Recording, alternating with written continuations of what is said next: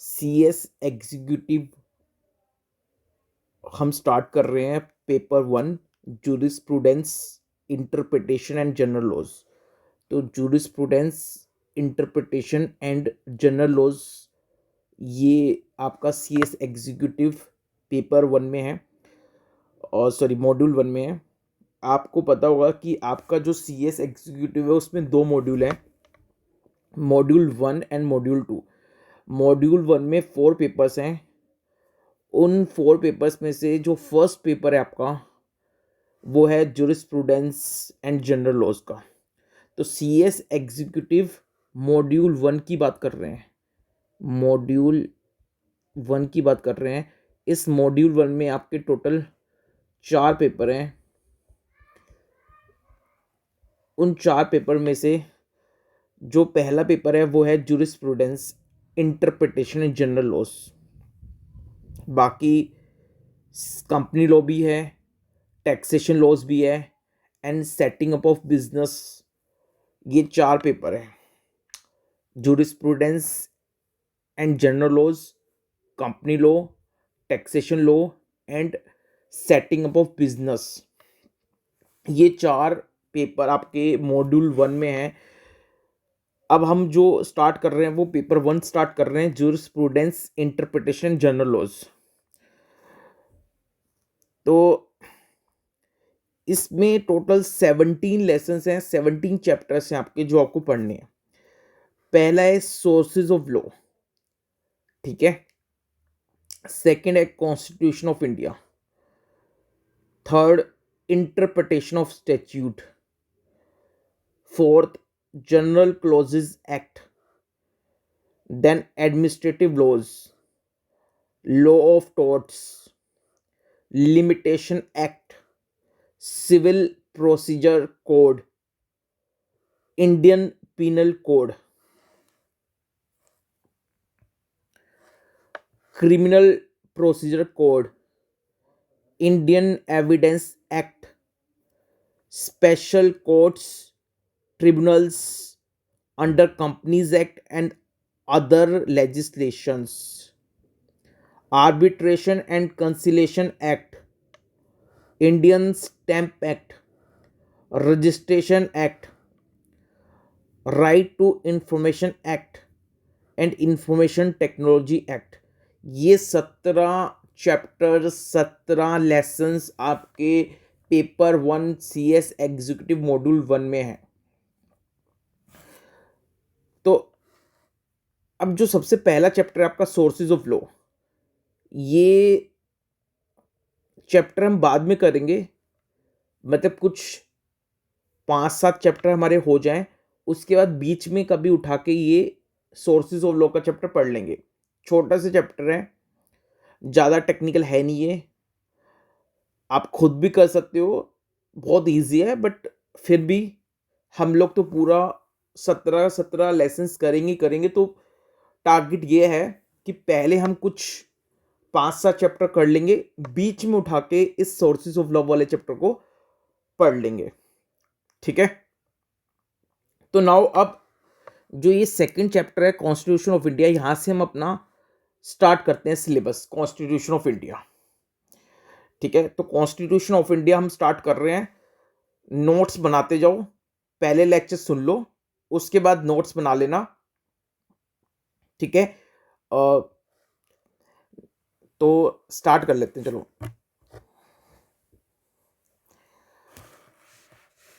साथ साथ नोट्स बनाते जाओ, लेक्चर सुनो, उसके बाद जो लेक्चर में आपने सुना उसको फास्ट स्पीड से दोबारा से लेक्चर सुनो, फिर छोटे छोटे माइंड मैप्स बनाओ, ठीक है। बिल्कुल लिखने की जरूरत नहीं है। अगर आपके शॉर्ट नोट्स बने होंगे, माइंड मैप्स बने होंगे, तो रिवीजन करने में आसानी रहेगी। तो आपको छोटे छोटे नोट्स बनाने हैं। पूरी कहानी, पूरा लैंग्वेज वो तो आपको पर्टिकुलर आपकी बुक में मिल जाती है। आपको अपने हिसाब से कम शब्दों में नोट्स बनाने हैं। चलो तो स्टार्ट कर लेते हैं। सबसे पहले हम स्टार्ट कर रहे हैं कॉन्स्टिट्यूशन ऑफ इंडिया, ठीक है। Constitution of India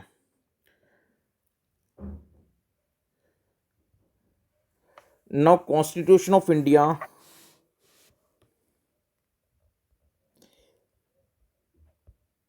constitution of India. अब सुनो, सबसे पहली बात जो कॉन्स्टिट्यूशन ऑफ इंडिया के बारे में आपके दिमाग में आनी चाहिए कि हमारे देश का सबसे बड़ा कानून कॉन्स्टिट्यूशन ऑफ इंडिया है।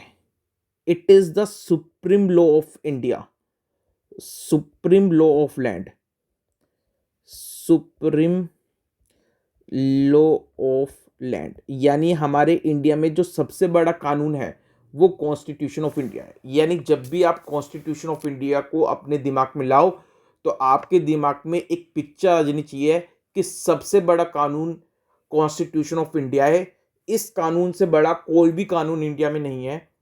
ये कॉन्स्टिट्यूशन ऑफ इंडिया गवर्नमेंट को भी मानना है, ये कॉन्स्टिट्यूशन ऑफ इंडिया की बातें इंडिया के लोगों को भी माननी है। तो ये बात क्लियर है कि कॉन्स्टिट्यूशन में जो लिखा है ना तो उसको गवर्नमेंट क्रॉस कर सकती है, ना इंडिया के लोग क्रॉस कर सकते हैं। कॉन्स्टिट्यूशन में जो बातें लिखी हैं उसकी रिस्पेक्ट गवर्नमेंट को भी करनी है, उसकी रिस्पेक्ट लोगों को भी करनी है।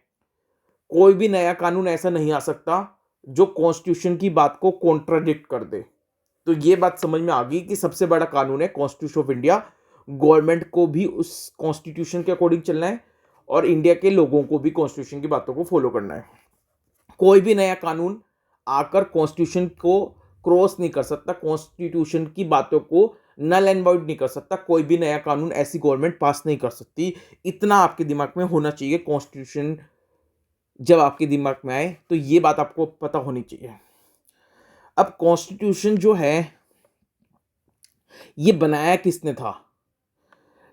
तो क्योंकि जो गवर्नमेंट आप देखते हो अभी जो गवर्नमेंट चल रही है, अब जैसे बीजेपी की गवर्नमेंट चल रही है, कांग्रेस की गवर्नमेंट भी रह चुकी है, तो ये जो गवर्नमेंट है ये कौन सा कानून बनाती है? ये जो कानून बनाती हैं, लेजिस्लेशन बनाती हैं, ये आप देखती हो। लेकिन ये जो कॉन्स्टिट्यूशन ऑफ इंडिया है ये किसने बनाया था? तो ये आज की गवर्नमेंट ने तो कॉन्स्टिट्यूशन ऑफ इंडिया बनाया नहीं। तो क्या हुआ था, जब इंडिया आजाद हुआ था उस समय पे एक कॉन्स्टिट्यूएंट असेंबली बनाई गई थी। तो आजादी के टाइम पर 1946 में एक कॉन्स्टिट्यूएंट असेंबली बनाई गई थी। कॉन्स्टिट्यूएंट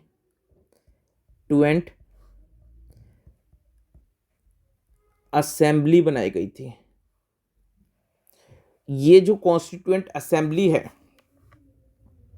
इसमें हर सेक्शंस के लोग मौजूद थे।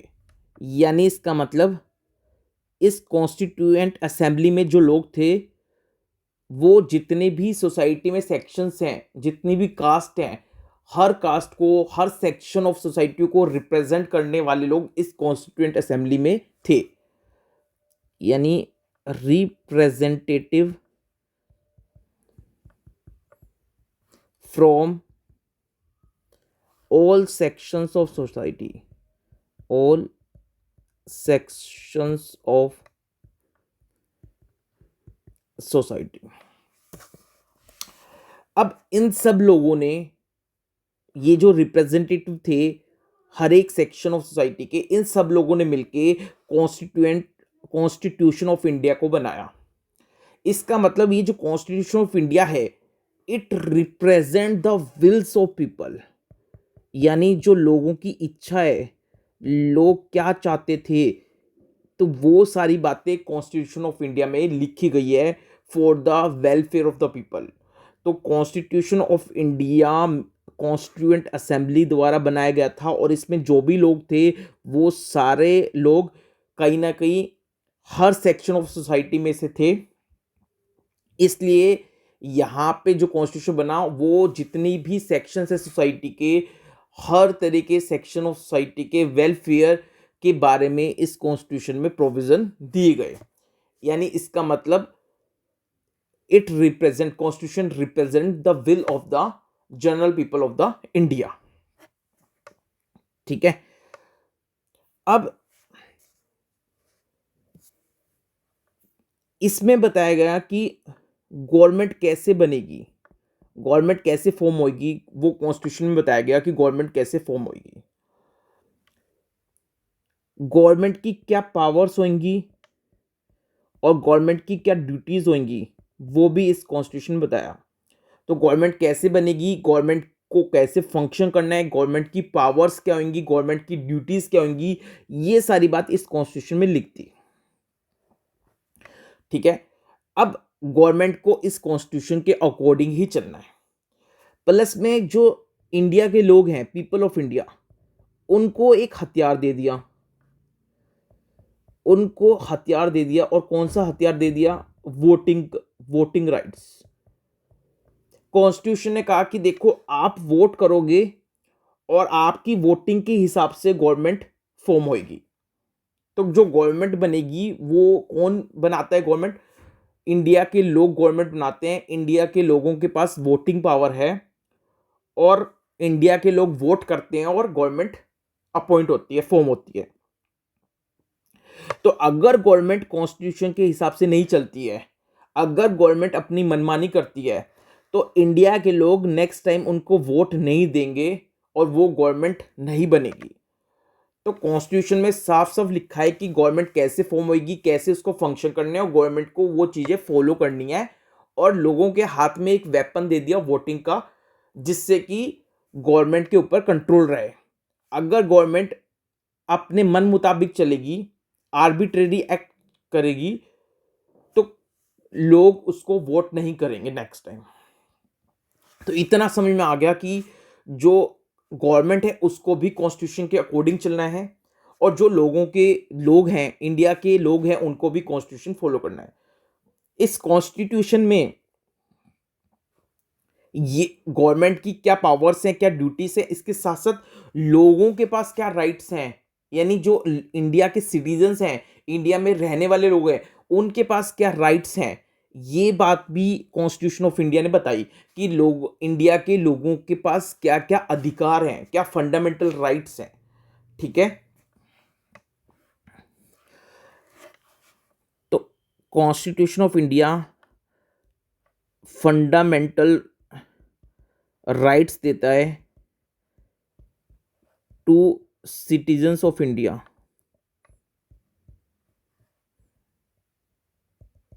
And people of India. ठीक है, तो ये बात अब आपके दिमाग में क्लियर हो जानी चाहिए अभी तक की कहानी से कि कॉन्स्टिट्यूशन आजादी के टाइम पे बना था, लोगों को भी मान, और उसमें जो कॉन्स्टिट्यूशन बनाने वाले लोग थे वो सोसाइटी को रिप्रेजेंट कर रहे थे। सोसाइटी के हर सेक्शन के लोग उस कॉन्स्टिट्यूएंट असेंबली में थे और वो जो कॉन्स्टिट्यूशन बना, it represent the wills of the people of the country. और कॉन्स्टिट्यूशन की वो बात आज गवर्नमेंट भी फॉलो कर रही है और इंडिया के लोग भी उसको फॉलो करते हैं। कॉन्स्टिट्यूशन ने ही बताया कि गवर्नमेंट कैसे बनेगी, गवर्नमेंट कैसे फंक्शन करेगी, गवर्नमेंट का टेन्यूर कितना होगा, इलेक्शन कैसे होंगे, लोगों को वोटिंग राइट दिए, लोगों को और बहुत सारे अधिकार दिए। गवर्नमेंट लोगों का वो अधिकार नहीं छीन सकती। गवर्नमेंट कुछ नया कानून ऐसा कोई पास नहीं कर सकती जो कॉन्स्टिट्यूशन को क्रॉस कर दे, कॉन्स्टिट्यूशन की बात को नल एंड वॉइड कर दे। ऐसा गवर्नमेंट कुछ नहीं कर सकती। ठीक है, तो जो सबसे बड़ा कानून है वो कॉन्स्टिट्यूशन ऑफ इंडिया है। सरकार, गवर्नमेंट कोई भी नया कानून लाएगी तो वो कॉन्स्टिट्यूशन की कन्फर्मिटी में होएगा, यानी वो नया कानून कॉन्स्टिट्यूशन से ऊपर जाके कुछ बात नहीं कह सकता। ये बात आपको क्लियर हो गई। तो यानी कॉन्स्टिट्यूशन की रिस्पेक्ट गवर्नमेंट भी करती है और जो इंडिया के लोग हैं वो भी कॉन्स्टिट्यूशन की रिस्पेक्ट करते हैं। हम सब कॉन्स्टिट्यूशन की रिस्पेक्ट करते हैं। यानी इसका मतलब एक जो कंट्रोल करे हुए, गवर्नमेंट को जो कंट्रोल कर रहा है, इंडिया के लोगों को जो कंट्रोल कर रहा है, वो क्या है? कॉन्स्टिट्यूशन है। कॉन्स्टिट्यूशन से हम सब बंधे हुए हैं। तो constitution supreme law of the land है। It is the supreme law of the land. Clear है? इतनी बात आपको समझ में आ गई कॉन्स्टिट्यूशन क्या है। ठीक है, कोई भी कानून कॉन्स्टिट्यूशन के ऊपर नहीं हो सकता। अगर आप कोई कानून पढ़ रहे हो, उसमें आपने कोई बात पढ़ी और आपको लगता है कि ये बात कॉन्स्टिट्यूशन में जो बात लिखी है उसके अगेंस्ट है, तो आप वो चैलेंज कर सकते हो। क्योंकि सरकार कोई ऐसा कानून ला ही नहीं सकती जो कॉन्स्टिट्यूशन के अगेंस्ट हो। It is not acceptable. Now आप धीरे धीरे समझेंगे क्या पूरा सिस्टम है कॉन्स्टिट्यूशन का। ये एक ओवरव्यू दे दिया आपको। अब सुनो, अब हम कॉन्स्टिट्यूशन को स्टार्ट करते हैं। ये एक आइडिया दे दिया अब आपको। अब पूरा सिस्टम कैसे चलता है, कॉन्स्टिट्यूशन कैसे पूरा सिस्टम चलाता है, ये हम समझेंगे। ठीक है, नाउ अब सबसे पहली बात, कॉन्स्टिट्यूशन इंडिया में इफेक्टिव कब से हुआ था, यानी लागू कब से हुआ था।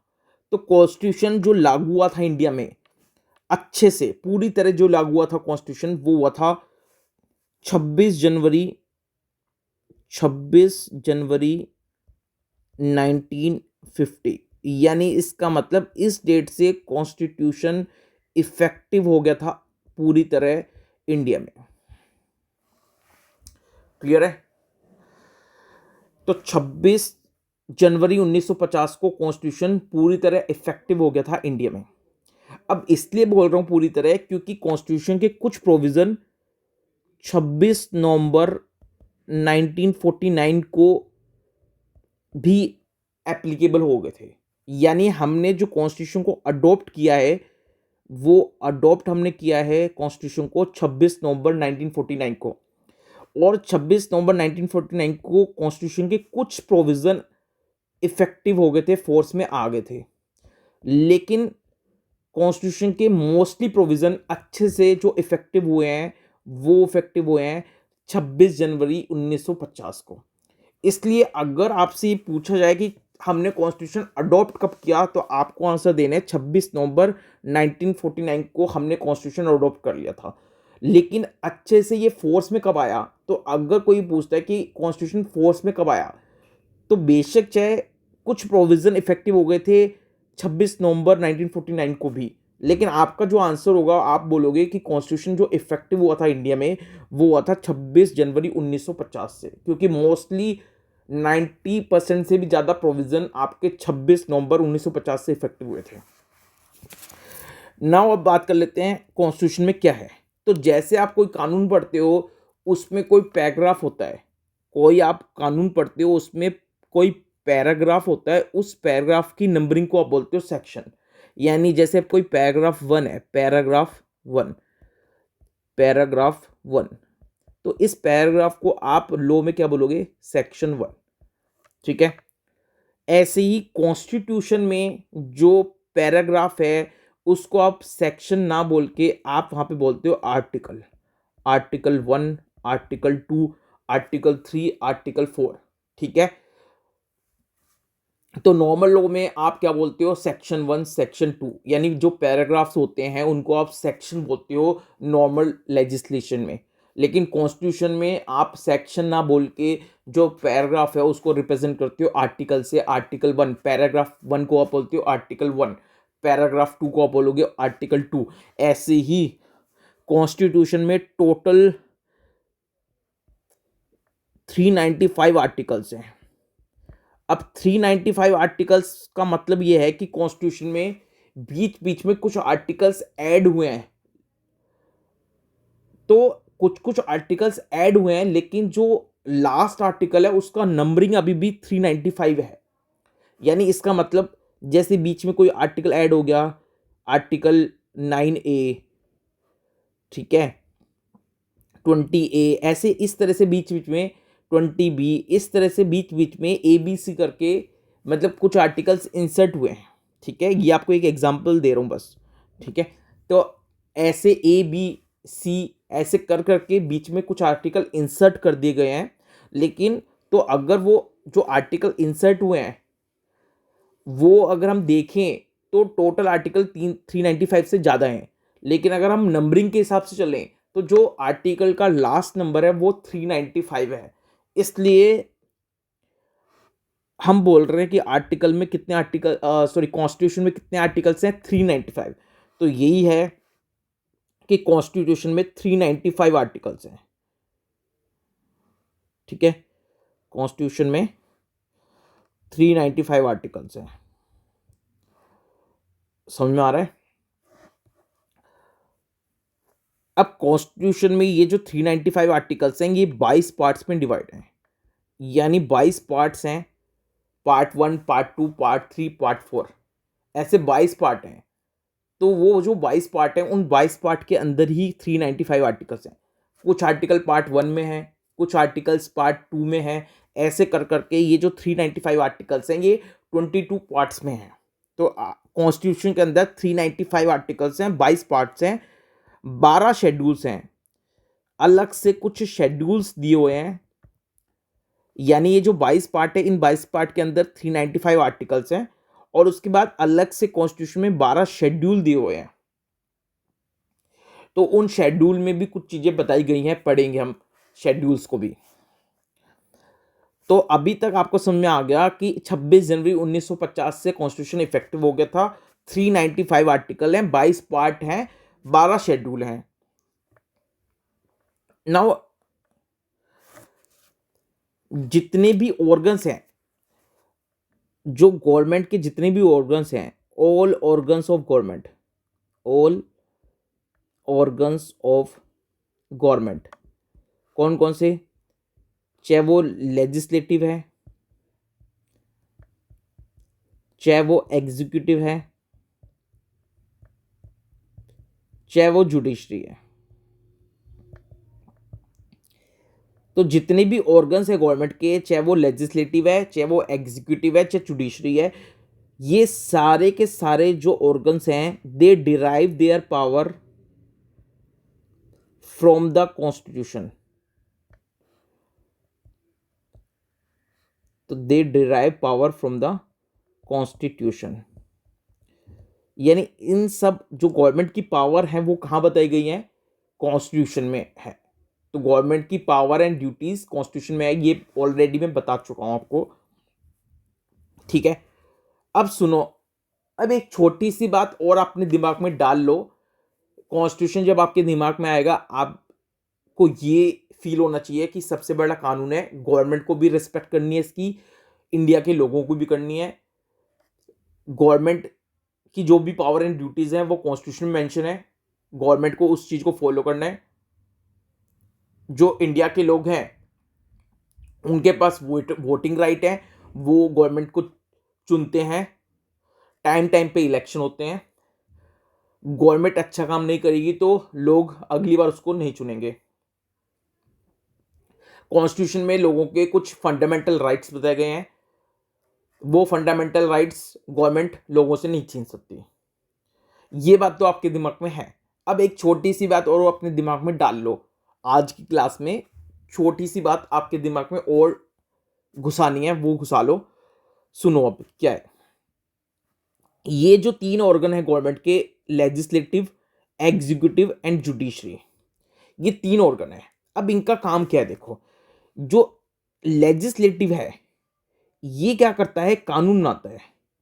ये जो लेजिस्लेटिव ऑर्गन है, कानून, ये क्या है, इसका काम कानून बनाना। अब ये जो लेजिस्लेटिव है, ये जब कानून बनाएगा तो इसको कोई भी ऐसा कानून नहीं बनाना जो कॉन्स्टिट्यूशन के अगेंस्ट हो, यानी कोई भी अनकॉन्स्टिट्यूशनल लॉ ये लेजिस्लेटिव पास नहीं कर सकता। ठीक है, ये जो एग्जीक्यूटिव है इसका काम होता है लेजिस्लेचर के कानून को इंडिया में इंप्लीमेंट कराना, लॉ एंड ऑर्डर को देखना, लोग लोग कानून को फॉलो करें, इस चीज को एंश्योर कराना एग्जीक्यूटिव का काम है। अब एग्जीक्यूटिव भी कोई अपनी तरफ से कोई आर्बिट्रेरी एक्ट नहीं कर सकता। जो ड्यूटीज हैं एग्जीक्यूटिव की कॉन्स्टिट्यूशन के अकॉर्डिंग, वो ही एग्जीक्यूटिव को फॉलो करनी है। जो पावर्स मिली गई हैं एग्जीक्यूटिव को, उन पावर्स को क्रॉस नहीं करना। कोई भी आर्बिट्रेरी एक्ट एग्जीक्यूटिव भी नहीं करेगा। बस इतना इंश्योर करना है कि जो इंडिया के लोग हैं वो कानून का पालन करें। कोई भी आर्बिट्रेरी एक्ट एग्जीक्यूटिव नहीं करेंगे जिससे लोगों को परेशानी हो। तो ये जो 2 ऑर्गन है, लेजिस्लेटिव और एग्जीक्यूटिव, इनके आपको काम पता लग गए। अब यहां पे जो कॉन्स्टिट्यूशन है, इसने ये जो 3rd ऑर्गन है जुडिशरी, इस जुडिशरी को कॉन्स्टिट्यूशन ने कुछ स्पेशल स्टेटस दिया है।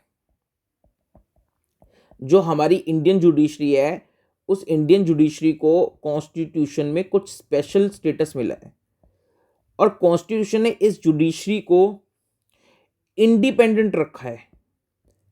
इंडिपेंडेंट, इंडिपेंडेंट का मतलब क्या है कि ये जो लेजिस्लेटिव और एग्जीक्यूटिव ऑर्गन है गवर्नमेंट के, ये लोग जुडिशरी को इन्फ्लुएंस नहीं कर सकते। तो कॉन्स्टिट्यूशन ने कुछ ऐसा सिस्टम बनाया है, जो आप पढ़ोगे आने वाली क्लासेस में। कॉन्स्टिट्यूशन ने कुछ ऐसा सिस्टम बनाया है कि जुडिशरी के हाथ में कुछ स्पेशल स्टेटस दिया है, जिससे कि जुडिशरी इंडिपेंडेंट हो गई है और ये जो लेजिस्लेटिव एंड एग्जीक्यूटिव ऑर्गन है, ये जुडिशरी पर अपनी पावर का इन्फ्लुएंस नहीं कर सकते। अब कॉन्स्टिट्यूशन ने जुडिशरी को पावर दी है कि जुडिशरी लेजिस्लेटिव और एग्जीक्यूटिव पे चेक रखेगा। क्या चेक रखेगा? अगर सपोज लेजिस्लेटिव ने कोई ऐसा कानून पास कर दिया जो अनकॉन्स्टिट्यूशनल है, लेजिस्लेटिव ने कोई ऐसा कानून पास कर दिया जो अनकॉन्स्टिट्यूशनल है, तो फिर जुडिशरी देखेगा कि वो क्या अनकॉन्स्टिट्यूशनल है या नहीं। और जुडिशरी को लगता है कि लेजिस्लेटिव ने ऐसा कोई कानून पास कर दिया जो अनकॉन्स्टिट्यूशनल है, तो जुडिशरी उस कानून को नल एंड वॉइड डिक्लेयर कर देगा।